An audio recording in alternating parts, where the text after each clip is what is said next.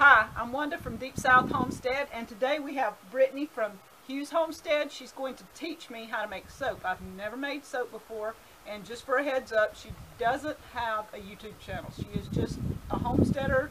She's starting, been about, how long? A year and a half. Year and a half, and she's doing some really great things, so she agreed to come teach me how to make soap. So I'm going to give it to her, and she's going to show me step by step how to do this. 4.84.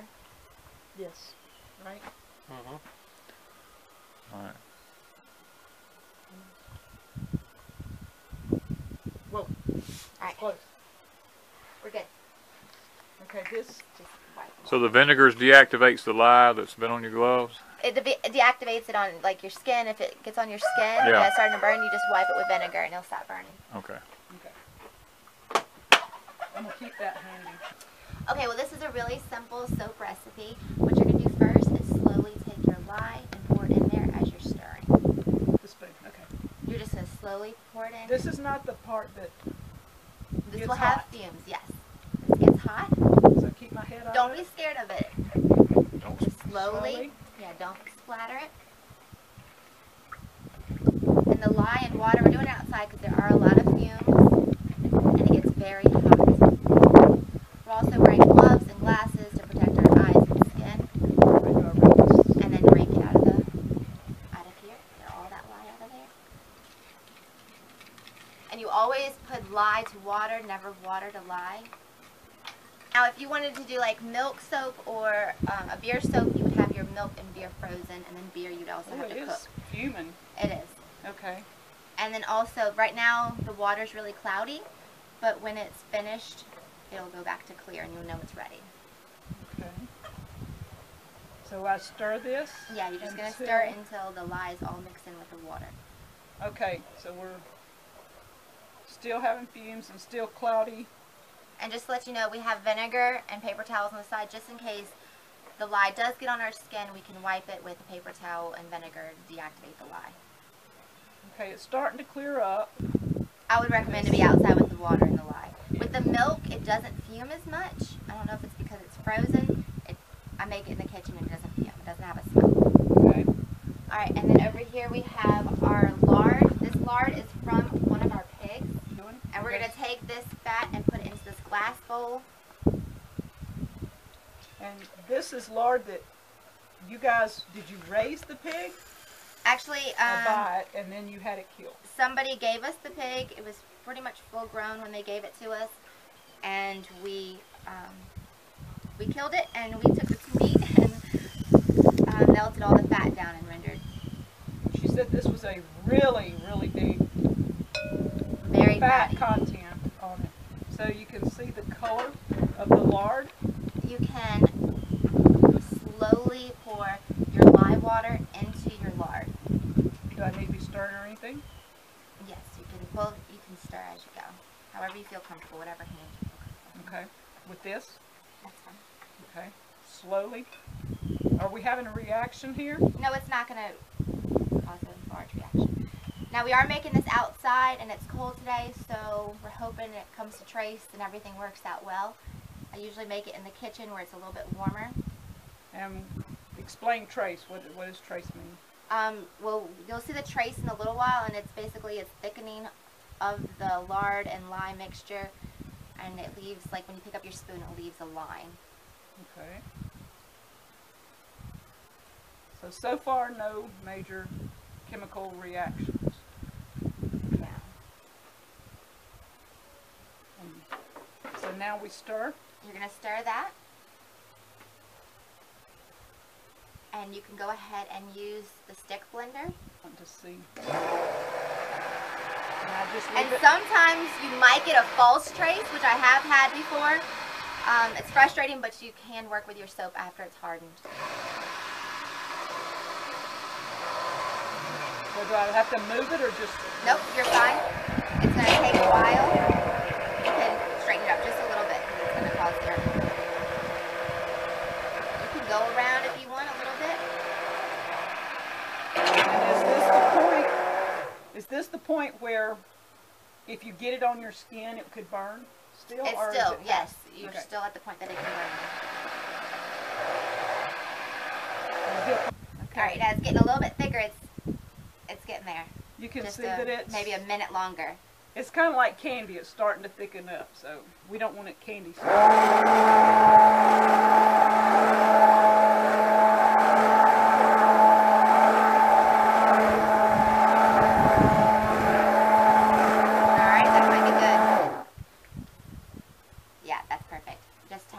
Blender on the side.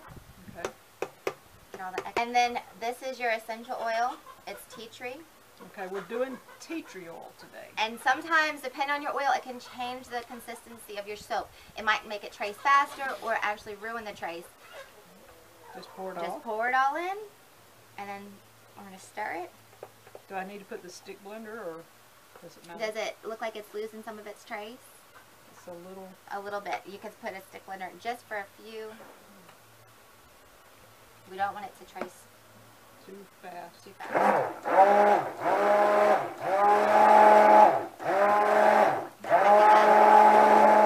That might be good.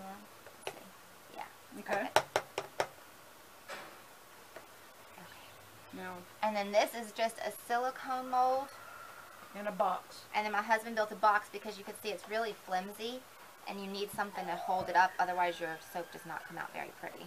Before we built this, I used to stack books on each side of it. So, okay, so you're gonna pour that into this, okay. however you're comfortable. And then you're gonna use this to scrape all of them. Okay, so And then it's since not this a is long process, is it? no, it's not very long. Now the curing process is a little bit longer because this is the cold process soap, and basically we did not heat this.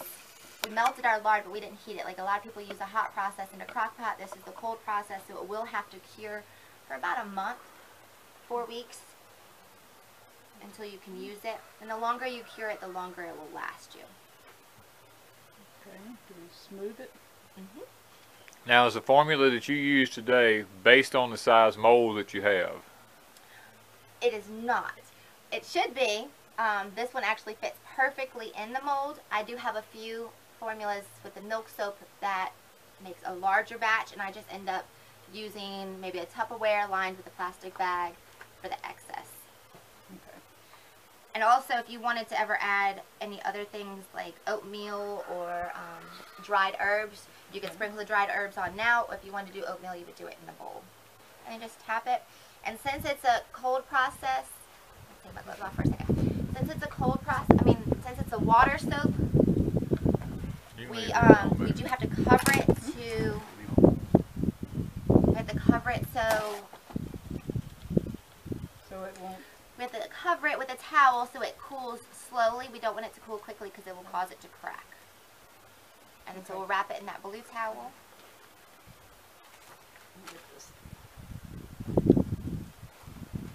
Okay, cover it so it stays warm. and it won't crack. That's what you're saying. So, and what temperature do we put this in? I mean, in the house?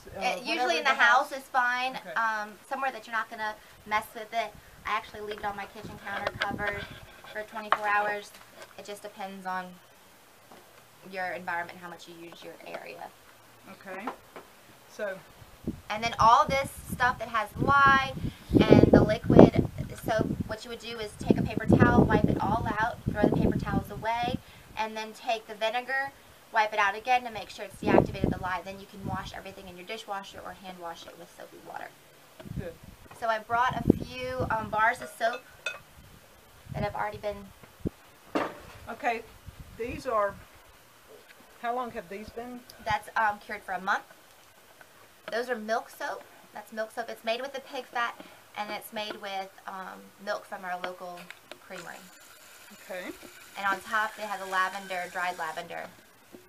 When you use herbs, you need to make sure they're completely dry, or they will cause your soap to mold. Okay, now this one. That one is an oatmeal lavender milk soap. A lot of people like that it's unusual. That's the thing. These are so perfect. And they like that. Some people like that. Some people like the unusual. So sometimes when your soaps mess up, it gives it more character. That's true.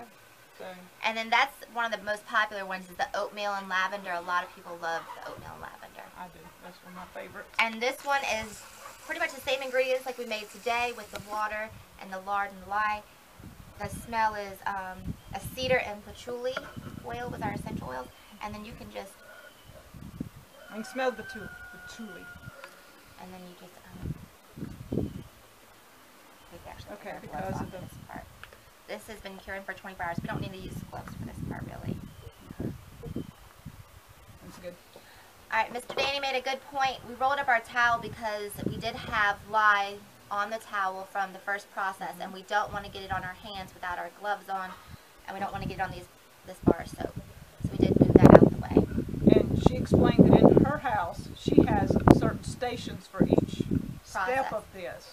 So she's not as likely to get contaminated. We're doing it outside, all in one little area, so it is a little bit more difficult to watch what we're doing. Now with this process, when you cut it, I just pretty much eyeball it. You're just going to go straight down, not on an angle. You're on an angle, baby. Get it level. Come on this side. Right. Yeah, but just straight up and down, and then just push. And what else? Patchouli and there's a cedar. Cedar. Okay, so I'm cutting soap. What it looks like. No, they actually make a holder for their wives to put the soap on, and then the knife slides into each hole, so they're exactly the same size and weight. That is a MacGyver project. I think it sounds like something we might need to have. Exactly, because see, it's right, this and you would want to size find right. So you could weigh these and figure out which one you want to sell, or what size, and then they could make the mold to cut it where this knife would slide into each individual little slot. You can do it a little bit bigger. Yeah. And then these will sit on a piece of cardboard in a box for about a month. Okay. And then how do you package yours? I actually just wrap them with maybe a piece of burlap and a brown string with our name and then the scent of the soap. Okay. Just something cute. Yeah. Okay, and do you have to, on the tag, you have to put the ingredients on it and all, or do you just put the scent? I just put the scent. Or if I use milk, I'll put that I use milk. Or if it was a beer soap, I put beer. So basically you're saying that the cottage laws in our area require that you do that. Yes. Okay. So tell us something that you've used besides these to make different shapes, different ideas. If you don't want to go spend money on the silicone shape mold, you can use pretty much anything that's non-porous, or if it is porous like a box, you can just line it with a Walmart bag, ink side away from it, or parchment paper. Also, y'all have the PVC pipe. And this, you can tell it hasn't been used in years, but it makes a moon shape in here, and he said that when you get ready to take it out, you can twist these, and you were mentioning the porous. This can be used because... Yeah, you don't have to line this because it's non-porous. Okay.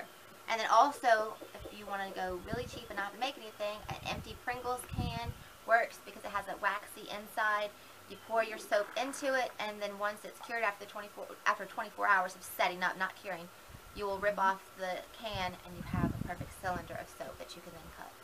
Oh, also you can, when I make a honey soap using a little bit of the honeycomb and honey, since it's so good for your skin. I lay it on a large surface in a different kind of mold, and you can put the small bubble wraps on top of it, and it gives us this really cool bubble wrap. Well, actually it looks like honeycomb when you pull it up. It's really neat.